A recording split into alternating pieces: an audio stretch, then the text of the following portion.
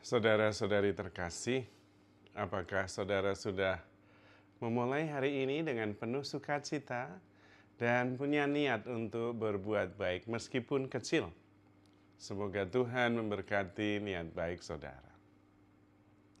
Hari ini saya menjalani rangkaian ziarah Porta Sancta, ziarah pintu suci, yaitu ziarah dalam rangka tahun jubileum untuk memasuki pintu-pintu suci yang bisa membawa kita untuk bertemu dengan Tuhan.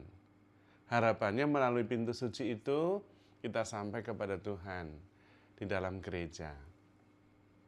Tetapi juga membuka pintu suci di dalam hati kita.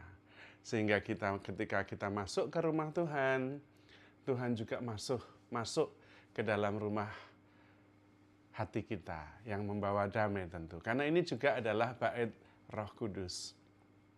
Rumah kedamaian ketika Tuhan tinggal di dalam diri kita. Dan ada yang sangat menarik yang bisa saya bagikan. Kami mengunjungi 9 gereja, tentu 9 pintu suci. Dan ada begitu banyak umat Katolik yang mengunjungi pintu-pintu suci itu. Kesan yang pertama muncul dalam hati saya adalah umat Katolik itu memang taat-taat.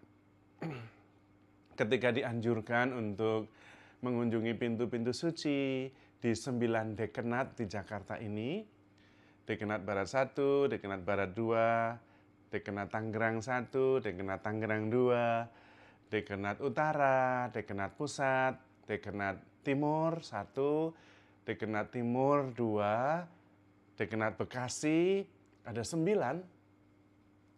Dan mereka mengunjunginya, begitu banyak orang yang berkunjung. Selain ketaatan dalam hal iman, mereka juga menjadikan kunjungan ziarah pintu suci ini kesempatan untuk sungguh-sungguh menghayati iman mereka. Ada yang sederhana, ada yang teratur rapi, semuanya menunjukkan iman yang sama akan Tuhan yang bermurah hati, yaitu yang sedang memberi kesempatan untuk menerima pengampunan dan menerima berkat Tuhan. Tentu ketika banyak sekali kunjungan-kunjungan, ini juga menghidupkan ekonomi masyarakat. Karena dari bus-bus yang disewa itu sudah bisa dihitung. Kalau tidak mungkin sudah berkurang orang-orang yang menggunakan bus untuk perjalanan ziarah. Minimum rombongan-rombongan ziarah itu menambah volume pemakaian bus-bus wisata. Tapi juga penjualan-penjualan makanan, minuman di sekitar gereja yang dikunjungi, itu juga mendapatkan tambahan jumlah pembeli. Yang ujung-ujungnya memang menghidupkan ekonomi masyarakat juga. Dan banyak hal yang lain. Namun di luar itu ada yang menarik juga, karena ketika mengunjungi gereja-gereja itu kita mendengar kisah-kisah sejarah tentang gereja-gereja yang menjadi bagian juga sejarah Indonesia. Dan tentu ada sebuah kisah yang menarik dari masing-masing sejarah gereja-gereja itu. Dan memang saya mendengar ada gereja yang untuk bisa dibangun memerlukan izin sampai usahanya itu 10 tahun baru ada izin. Ada yang 15 tahun, ada yang 25 tahun, ada yang 40 tahun baru diizinkan. Saya sendiri kagum akan perjuangan mendapatkan izin pembangunan gereja ini. Di dalam negara yang sungguh-sungguh religius seperti Indonesia, untuk mendirikan tempat ibadah itu izinnya sulit sekali ternyata. Terutama untuk izin mendirikan gereja Katolik. Karena saya mendengar banyak kisah, sampai-sampai ada yang 40 tahun nggak dapat izin. Tetapi toh akhirnya juga bangunan gereja itu bisa berdiri. Satu hal yang saya refleksikan juga, apapun yang terjadi, berapapun lamanya, betapapun sulitnya mendapatkan izin, tapi ujungnya tetap gereja Katolik berdiri. Sebetulnya itu bukan hanya menjadi berkat bagi umat Katolik, tapi berkat juga bagi bangsa Indonesia, karena tempat itu adalah tempat untuk berdoa, tempat untuk mendapatkan berkat. Dan yang mendapatkan berkat, kalau Tuhan hadir, tentu bukan hanya umatnya saja, tetapi juga semuanya. Karena Tuhan hadir, pasti membawa berkat dan menjadi berkat bagi semua orang.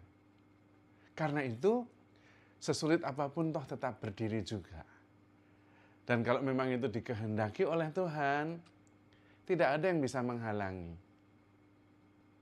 Karena kita percaya, apa yang terjadi ini bukan kebetulan. Tapi kehendak Tuhan, rencana Tuhan juga. Maka saya juga ada rasa syukur ketika mengunjungi gereja-gereja itu. Karena ada beberapa gereja yang saya kunjungi, itu saya mengerti sejarahnya. Karena dulu terlibat di dalamnya. Dulu yang hanya masih berupa bedeng, panas, dan kesulitan untuk beribadah karena seringkali ada gangguan. Sekarang ini sudah berdiri megah. Saya bahkan tidak bisa mengenali lagi dulu sisa-sisa bedeng yang lama itu tidak kelihatan sama sekali. Dan tentu ada rasa syukur, tetapi sekaligus konfirmasi. Kalau kita punya niat baik, niat untuk memuji Tuhan, menghadirkan Tuhan yang membawa berkat bagi banyak orang, apapun halangannya akan bisa diatasi. Dan itu juga menjadi sebuah motivasi untuk terus punya niat baik, untuk terus berbuat baik, untuk terus berusaha menghadirkan Tuhan lewat doa-doa. Kalau toh mengalami kesulitan, anggap saja sebagai sebuah pemurnian motivasi. Tetapi harapan selalu ada. Dan toh itu tetap diberkati Tuhan. Karena sesulit apapun, selama apapun, tetap terwujud. Ada yang sempat menentang dan mengatakan, selama saya masih hidup, pasti gereja ini tidak akan berdiri. Memang sih, tidak berdiri selama beliau masih hidup. Tapi kemudian entah bagaimana Tuhan menuruti keinginannya. Sehingga beliau tidak ada lagi sehingga gereja itu bisa berdiri. Tuhan juga manut. Ketika beliau mengatakan selama dia masih hidup ya ditunggu sampai beliau meninggal. Lalu memang benar apa yang dikatakan. Sesudah beliau tidak ada, gereja bisa berdiri. Dan itulah yang terjadi. Ada banyak hal yang patut kita syukuri. Tetapi tentu yang paling penting adalah kita terus berusaha, selalu punya niat baik, dan kalau sudah berdiri, kita memuliakan Tuhan, kita menghadirkan berkat, bukan hanya bagi kita sendiri, tetapi bagi banyak orang.